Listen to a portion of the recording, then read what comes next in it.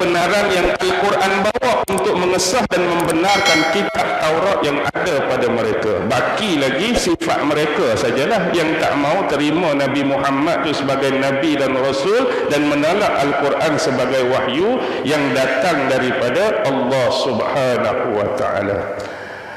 Baik,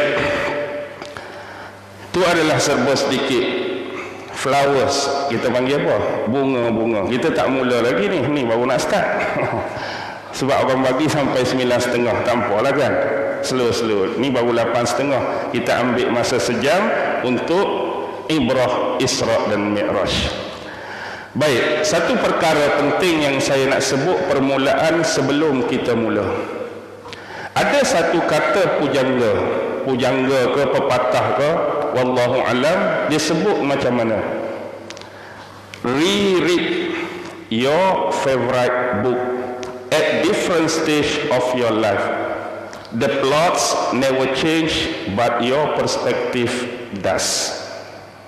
Reread your favorite book. Bacalah secara berulang kali. Ulang-ulanglah buku kegemaran yang kamu suka, yang kamu minat. Dia sebut umum, tapi kita tulis sikit. Secara umum kita sebagai umat Islam beriman kepada Allah, bernabikan Nabi Muhammad, kita harapnya kitab ni lah, buku ni lah yang senantiasa kita baca dan mengulang-ulanginya at different stage. Maksudnya ulang dalam konteks mana? Waktu kecil pun baca dan ulang-ulang, besar pun baca dan ulang-ulang, dewasa pun baca dan ulang-ulang, sampai hari ini pun baca dan ulang-ulang of your life, dalam seluruh kehidupan kamu. Poin dia ialah the plots never change. Plot kisah tu, plot cerita tu sama sekali tidak akan pernah berubah. Kamu baca masa kecil tu, itulah cerita dia. Baca masa remaja pun, itulah plot dia. Baca ketika besar pun, itulah cerita dia. Bahasa sampai sekarang pun, itulah plot dia. Tapi apa yang berubah? Your perspective. Perspektif kita dalam memahami. Setiap ulangan-ulangan yang kita baca pasti akan berubah. Dengan kata lain, bila sebut tentang Isra Mi'raj, inilah ayat berkaitan Isra. Tak akan ada, saya kira, mana-mana ustaz, mana-mana penceramah, mana-mana pendakwah, dia pi cari ayat lain nak cerita pasal Isra, dia pi cari ayat lain nak cerita pasal Mi'raj. Inilah ayat yang akan dia baca. Plot penceritaan pun tetap sama. Nabi tetap akan bermula di Masjidil Haram sampai di Masjidil Aqsa, kemudian Mi'raj melepasi langit ketujuh sampai Sidratul Muntaha, menerima perintah salat 5 waktu. Plot tak berubah. Dan jangan sesekali tukar plot ni. Disebabkan kita nakkan kelainan, kita nakkan perbezaan daripada orang lain. Malam ni aku rasa aku nak tukar plot cerita ni biar nampak hebat dan menarik. Jadi malam ni Rasulullah bermula di mana? Ingat, ni sekadar percontohan, bukan sesekali merendahkan martabat kenabian dan kerasul. Bermula di mana? Bermula di Malaysia, di KLCC, sampailah contoh ke Las Vegas ke London ke Paris ke, disebabkan nakkan kelainan. Plot tu boleh ubah tak? Tak akan boleh ubah sama sekali. Langit ketujuh, ada 7 lapis, nampak sikit sangat, aku tambah 3 lagi ya. Kali ni dalam cerita malam ni ada 10 lapis. Konon-kononnya nak ada perubahan. Sorry, tak akan berubah. Tapi apa yang berubah? Perspektif. Hak ni hak kita mau. Jadi setiap kali menerima ilmu daripada sesiapa pun berbicara tentang topik dan tema yang sama, yang kita nak, kita dapat ilmu baru, pengetahuan baru, kemahiran baru, perspektif yang baru. Sebab tu kita belajar sebelum ni pun, walaupun cuma satu kitab, kita akan dapat ilmu yang berbeza bila kita belajar daripada banyak guru. Kitab mungkin sama, guru ni syarah macam ni, pi kitab yang sama juga, cari guru ni dia syarah lagu lain. 10 guru 10 ilmu kita dapat. Itu maksud perspektif yang berbeza. Ayat ada baca mana? Ayat ni ya. Bukan kata zaman kita, sejak zaman Nabi dulu pun kalau nak cerita Isra, ayat ni ya. Plot tak akan berubah. Tapi guru yang mengajar, guru yang tafsir, guru yang syarah itu adalah berbeza. Baik. Kita mulakan yang pertama.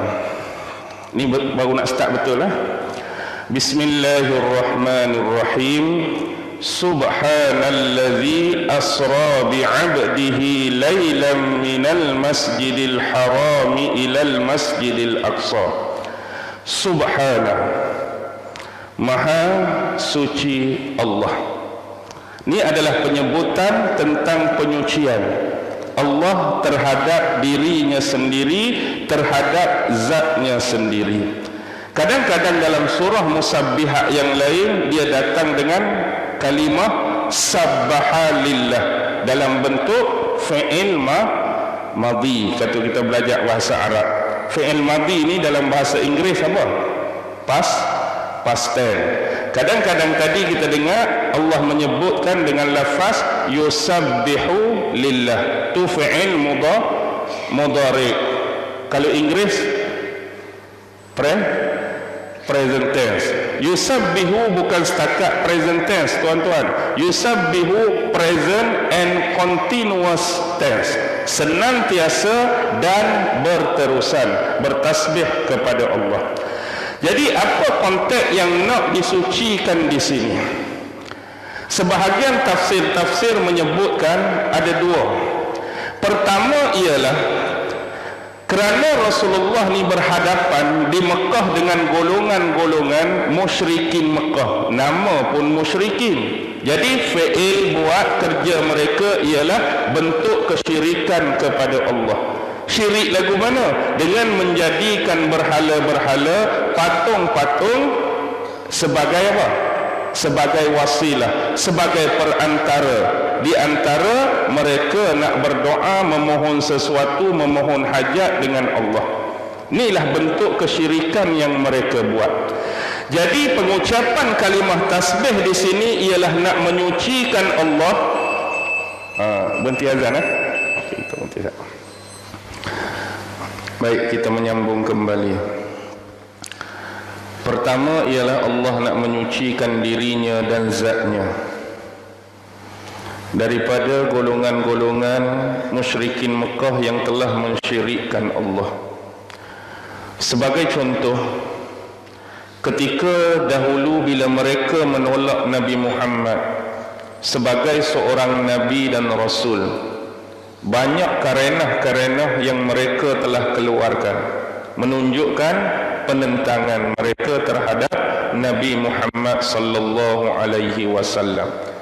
Apa benda yang mereka tidak fitnah pada Nabi? Apa benda yang mereka tidak tuduh pada Nabi? Apa benda yang mereka tidak label pada Nabi? Ini adalah bentuk-bentuk assassination character, pembunuhan karakter Rasulullah di sisi pandang masyarakat pada waktu itu.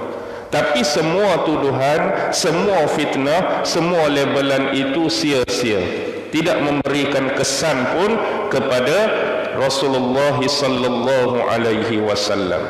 Bahkan dari sudut wahyu, mereka pernah meminta turunnya wahyu daripada Allah dalam bentuk tulisan yang siap di kertas dah, daripada alam atas turun depan mereka, siap tulis dah dalam lembaran-lembaran kertas.